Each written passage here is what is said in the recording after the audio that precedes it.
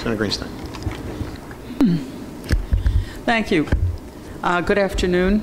Good afternoon, sir. Senator. Okay, I know earlier you mentioned who was the first person to approach you about being nominated to the Supreme Court or ask you if you're interested. Could you say that name again? Paul Mady. And who is he? I believe his title is the Deputy Chief Counsel in the Governor's office. Okay, and what was the substance of that discussion? Well, it began really as a discussion about what my future intentions were. It was at a time when it was coming up on our second year down here, and it was the questions that we would all discuss is whether we would try to go to private practice in our second year or stay for the term itself. Okay. So it was generally about that type of conversation. He asked about, we talked about cases and whether I would be interested in remaining with the state in some capacity, but nothing specific, especially in our first meeting, nothing about specifically the Supreme Court. Okay. Did you later meet with other people from the administration, and what was discussed in those meetings? Generally along those lines, and I did, yes, Senator, meet with other people with respect to this position and this nomination. Okay. What was the substance of those discussions? Mostly about judicial philosophy, mostly about some of my background, the cases I've worked on, and things of that nature. What did you say about your judicial philosophy? I told him my judicial philosophy, if I were to have one at that point anyway, was fairly straightforward. I would interpret and apply the law as given to me by the legislature to the facts and circumstances of each and every case. That's how I understood what judges do and what justices do, and that's what I would do in terms of my judicial philosophy. Okay. Did you have any discussions with the governor or any outside group or individual during the nomination process about any specific legal issue or question, ideology, or partisan affiliation? Well, certainly we talked about my prior registration as a Republican in New York, but with respect to any particular issues or cases, certainly issues came up and cases came up for discussion. My position was uniform in that regard, and that was I am not going to prejudge a case. I couldn't give a signal or an indication as to how I thought about a particular issue.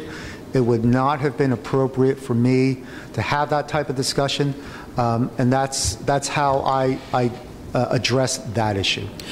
Were any of the questions asked to you such that you were being pushed to give an assurance on a particular position on a case? No, I mean, not pushed, certainly. I mean, we talked about certain cases and certain concepts, but other than a factual recitation of those cases, I wouldn't call it necessarily pushing for any type of assurance. And certainly, I gave no assurance on any of those matters.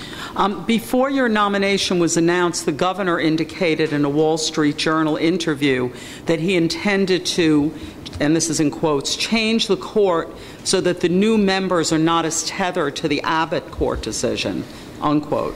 He also stated that he would select a nominee that will, quote, be able to admit on behalf of their predecessors that they were wrong, unquote. He said this was a litmus test. His statement seemed to indicate that he would not have appointed you unless he believed that you would reinterpret or overturn the Abbott case or any other person that he appointed. Based on what seemed to be his unequivocal position, the governor, one would think, would be fairly confident that you would revisit Abbott in a way that he would be more comfortable with. What discussions have you had about education funding with the governor or his representatives or outside individuals or groups? And if you have not discussed the issue, is there anything that would give the governor or anyone else the impression that you would revisit the Abbott case? I have not had conversations with the governor or any member of his staff concerning Abbott or how I would rule on Abbott or school funding specifically or generally. I can tell you, Senator, that I don't know how he would or anyone could get that impression from me concerning how I would necessarily rule on a particular case, Abbott included. I will tell you and assure this committee what I've told him and his staff. My job as a judge, as a justice, would be to apply the law and interpret that law to the facts and circumstances as it's developed in the record. I cannot and I could not promise anything more or less than that. I think we're getting, or I'm getting, the impression more from the governor's own statements. I don't know what statements you made, so I was just attempting to see if you had any discussions along those lines. You're indicating that you did not. How would you characterize your approach to statutory interpretation? Would you consider yourself a textualist, or is it more important to focus on legislative history to glean legislative intent? Is it ever appropriate to ignore the plain meaning of text if it seems to conflict with the legislative history? I believe the first rule of statutory construction, the ultimate touchstone of statutory construction, is to determine legislative intent. And as part of that process, the first place that we all go to, particularly judges, go to the text of and the language of the statute. If it is clear and the application is clear, generally that's where the inquiry ends. Now, certainly there are parts where there are some vagaries and matters of interpretation. It could be the legislative history that you could go to. It could be other forms of statutory construction. But ultimately, we are trying to determine what this legislative intent was. And there are different vehicles for that, but that's the ultimate touchstone. Okay, thank you. Many times our state constitution provides greater protections for its citizens than the federal constitution. Could you identify other state constitutional rights that have been more broadly interpreted than the federal constitution? Well, one area that I certainly have had experience with is the Fourth Amendment Article 1, unreasonable searches and seizures concept. Certainly the Supreme Court of New Jersey is broader in their interpretation of those rights than the federal Constitution. Certainly the Article 1 rights enunciated in Article 1 of the New Jersey Constitution have always been read and interpreted broadly by the Supreme Court, more broadly than the federal Supreme Court. Okay, thank you. What is your view of the role of the governor and his authority under the 1947 Constitution? What are the limits on executive power placed on the governor by the New Jersey Constitution? Well, the role of the governor is a very strong position under the 47 Constitution. Certainly, the governor, just like everyone else, is beholden to the law. The 47 Constitution created a strong gubernatorial position.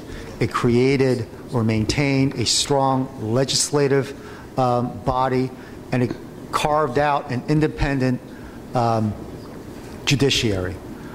They each have their own prerogatives and their powers.